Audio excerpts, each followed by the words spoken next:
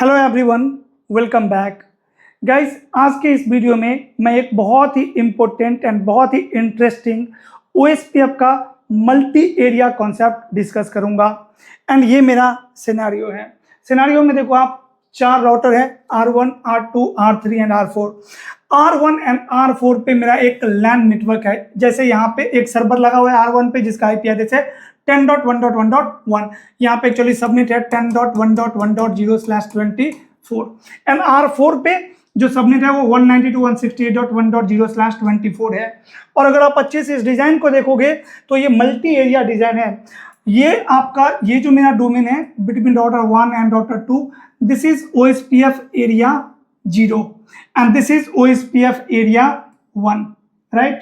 OSPF area 0 and OSPF area 1। सबसे पहला question आपके लिए, जब भी कोई यूजर यहाँ से मान लीजिए कि PC1 10.1.1 को पिंग करे, अगर ये पिंग करता है 10.1.1 को या एप्लीकेशन ओपन करता है HTTP और HTTPS बेस्ड कोई एप्लीकेशन, कोई भी ट्रैफिक अगर PC1 सर्वर को भेजता है तो ये ट्रैफिक जगह इसके गेटवे के पास। गेटवे कौन है? R4।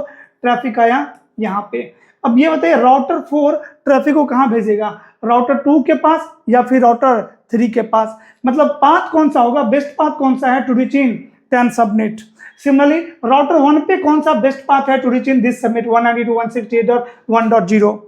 अगर आप कॉस्ट के बेसिस पे देखेंगे तो definitely via router number 2 and ये पाथ मेरा बेस्ट पाथ है, राइट। ट्रूली ये पाथ, क्योंकि यहाँ पे कॉस्ट कितना है?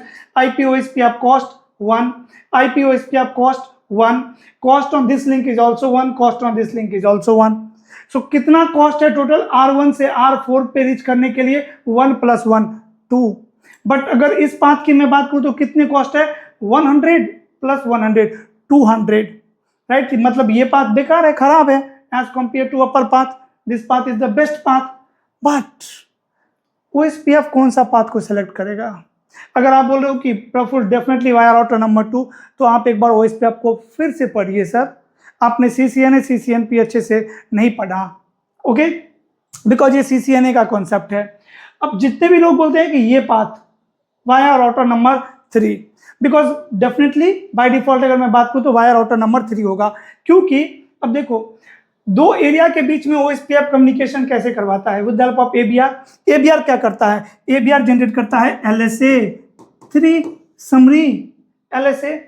अब अगर ये वाला इंटरफेस किस में है? एरिया 1 में है। तो राउटर 1 ने क्या जनरेट किया? एक अपना राउटर LSA1। LSA1 क्या होता है, कैसे बनाता है राउटर LSA1?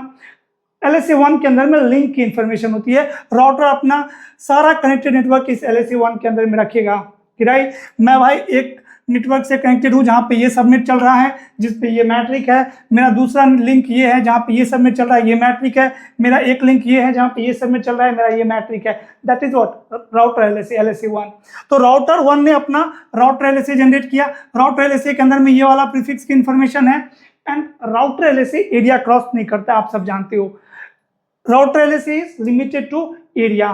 तो राउटर 1 अपना LSA1 राउटर LSA, दो राउटर LSA जनरेट करेगा राउटर 1। एक तो जनरेट करेगा एरिया 0 में LSA1 और एक LSA1 जनरेट करेगा एरिया 1 में। तो दोनों एरिया में ये राउटर 1 क्या करेगा? ये नेटवर्क का इंफॉर्मेशन एडवर्टाइज करवाएगा। एरिया 0 में जितने भी राउटर है वो सारे राउटर ये 10 का प्रीफिक्स लर्न कर लेगा। कैसे? With the help of LSA1। तो राउटर 1 के पास ये 10 का सबनेट आ जाएगा और वो सबनेट कैसा होगा? LSA1 से लर्न किया हुआ सबनेट होगा। मतलब ओ सिंबल के साथ राउटिंग टेबल में इंस्टॉल हो जाएगा। ओ सिंबल के साथ राउटिंग टेबल में इंस्टॉल हो जाएगा।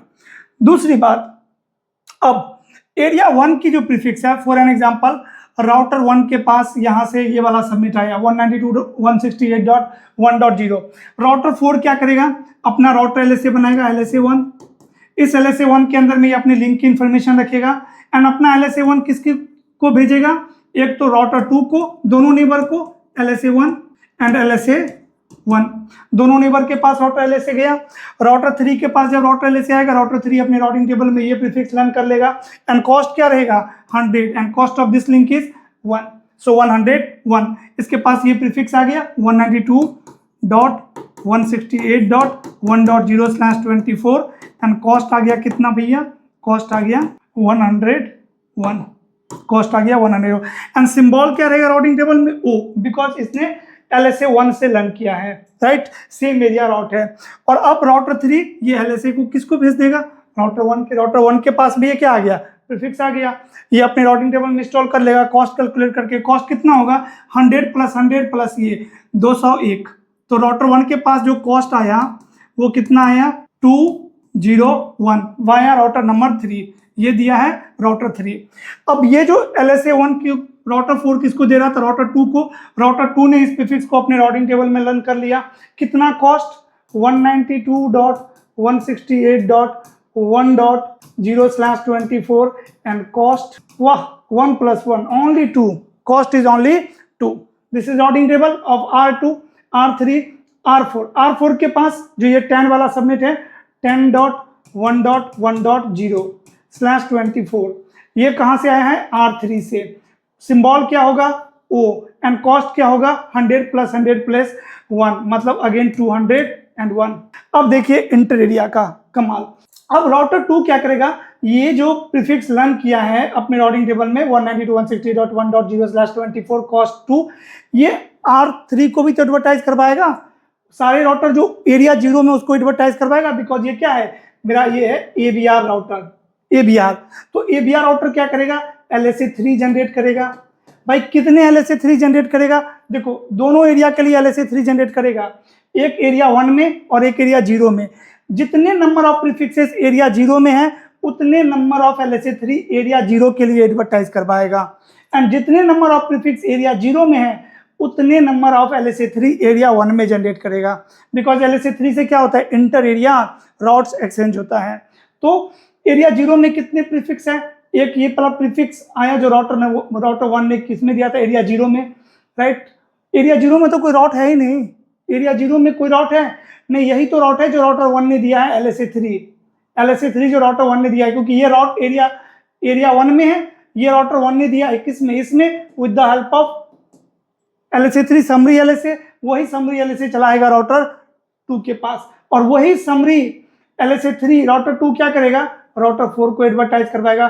तो अब राउटर 4 के ये 10 वाला सबमिट राउटर 2 से भी मिला 10.1.1.0/24 किससे, via router number 2, and cost क्या है, कॉस्ट है 1 + 1 ओनली 2।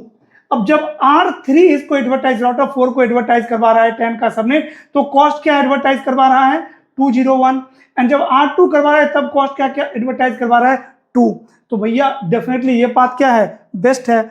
बट ये कॉस्ट से पहले क्या चेक करता है, OSPF। OSPF एक ऐसा राउटिंग प्रोटोकॉल है जो आपके AD वैल्यू एंड मैट्रिक्स से पहले राउट टाइप चेक करता है। अगर मैं बेस्ट पाथ सिलेक्शन की बात करूं तो ये है बेस्ट पाथ सिलेक्शन।